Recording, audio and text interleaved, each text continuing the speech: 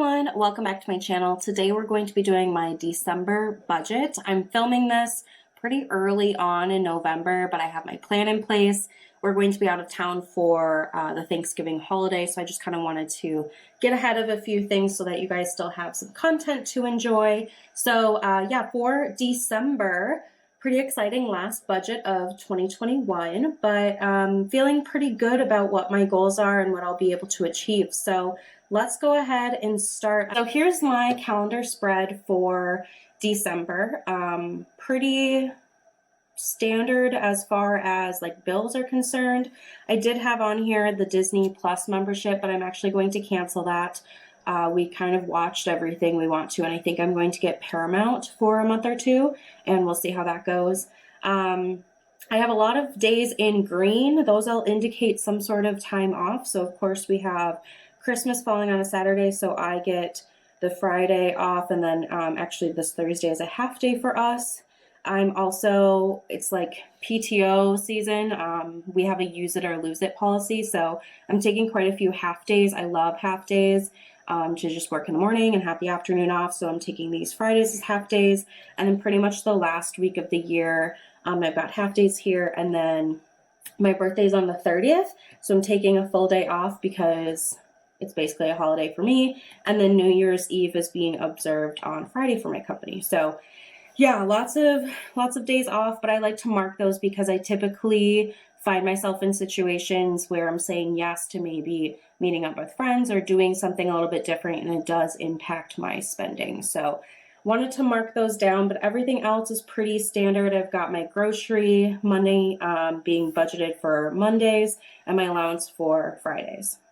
So let's go ahead and get into the actual like budgeting and numbers. All right, so this is my budgeting sheet here. I do budget on a spreadsheet first. I did give a little tour. I can link up in the cards for if you want to check it out, but I find it's just easier to share on paper. So I am a month ahead, which means the money that I'm going to be budgeting for December are from my November paycheck. So I'm a salaried employee. I get 2 paychecks a month. I'm paid on the 15th and then the last business day of the month. So for me, that'll be November 30th. So those 2 checks will be in my account, and that's what I'm going to use for December. So the total that I'm budgeting for is just based on my salary. I do typically get other sources of income throughout the month, but this is what I like to budget off of because this is what I know I can count on. So 43.59.52 for the month. I am expecting a YouTube check in December, which will be nice. So that'll be one of those examples of extra payment coming in. So let's go ahead and highlight that in green. I am a zero-based budgeter, which means for me that all of this is going to be given a job and allocated in one of the different categories here. So let's go ahead and begin. The expense section doesn't change too much. So my mortgage has been the same, $1,011.86. My HOA is the same, $239.52. This does adjust usually for the year, so I should be getting a letter in the mail soon of what that will adjust to. And then my insurance includes my car insurance, my home insurance, and an umbrella policy. So that is $185.20. Utilities, this month I need to put in $64.52. This is kind of like a sinking fund. So I have a fund of $300 just because my utilities have never been over $300. I just have a small townhouse, so I don't have like a giant house that I'm heating and all that.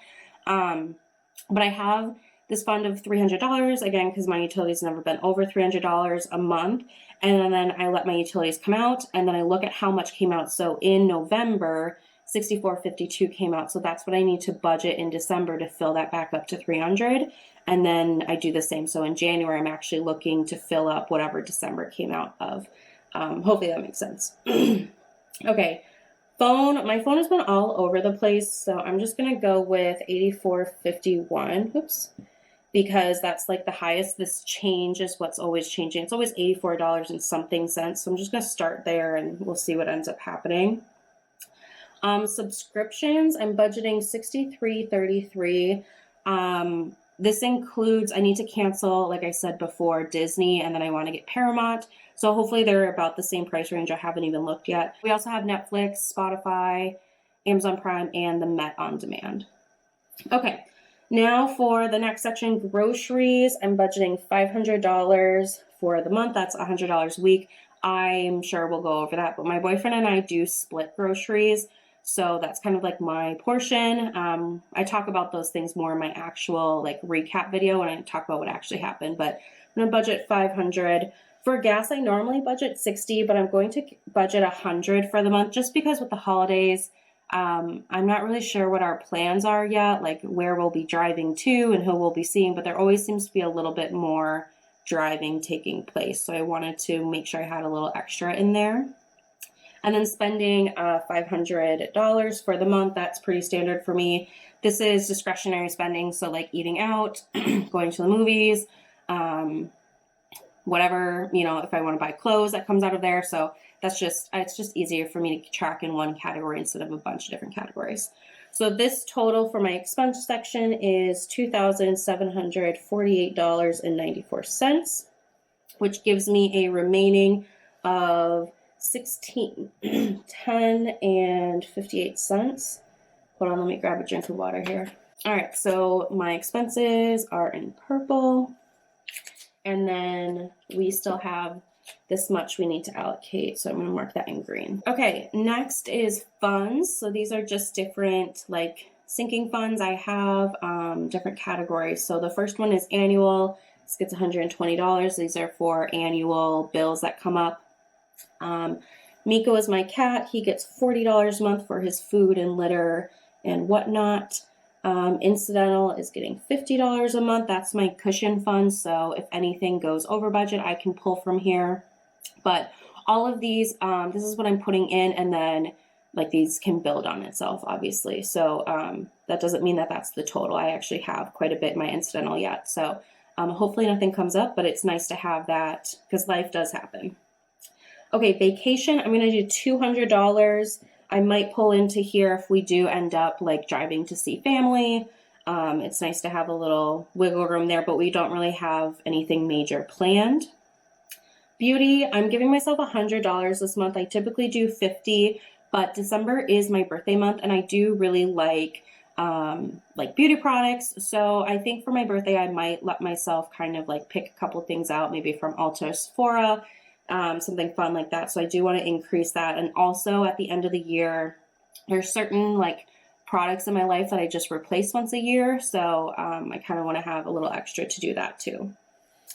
Gifts is getting $200. I already have a decent fund going and need to finish purchasing gifts, but this should be plenty fine. Opportunity gets $20. This is kind of like a giving fund, or it allows me to say yes to things. I know there's a lot of fundraisers that come up with our local community, the school and everything. So sometimes it's nice to be able to say, yeah, I'll buy those box of cookies or whatever it is. So hopefully this winter I'll find a couple of chances to use this fund because I would really like to give back to my community in some sort of way. Home gets $50. This is for like cleaning supplies and any decor. We don't really decorate too much, but we do like scented candles. So I probably will pick up a few like winter scented candles, and that'll come from there. And then emergency fund, my next big goal is to fully fund 3 months of expenses in my emergency fund. So basically on my spreadsheet, I went through all of my other numbers. We haven't gotten down to the next sections yet. So that's how I already know what this number is going to be, but I'm going to have $700.58 going towards my emergency fund, and hopefully more than that, but that's kind of where we're at. So this fund section is going to equal $14.80 and 58 cents, which means that I have a remaining of $130. So let's highlight these.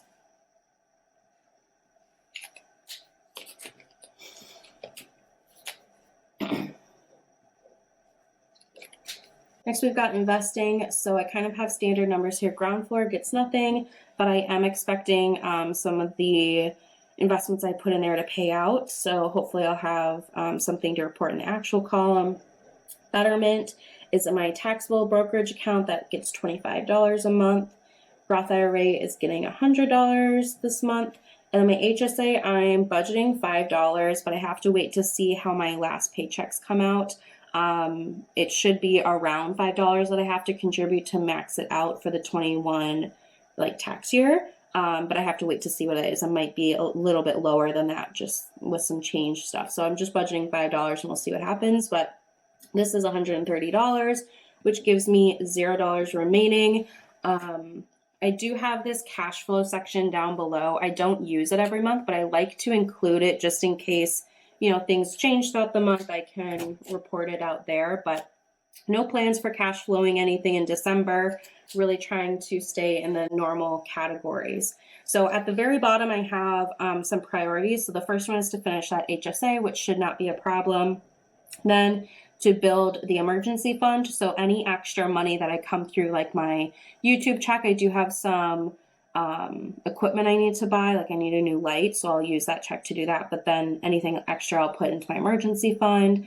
And then I also need to finish my Christmas gift shopping, but that should be easy to take care of as well. So that is my December budget. A little bit different than what I normally do with, increase in gas, and being able to put $700 to my emergency fund would be really great. I hope it's even more than that in the end, but feel free to let me know down below in the comment section how December looks for you and what you are budgeting. If there's differences because of the holiday season, I'd love to hear from you. But that's it for me. Thank you guys for hanging out. Subscribe if you'd like to see more, and I'll see you guys in my next video.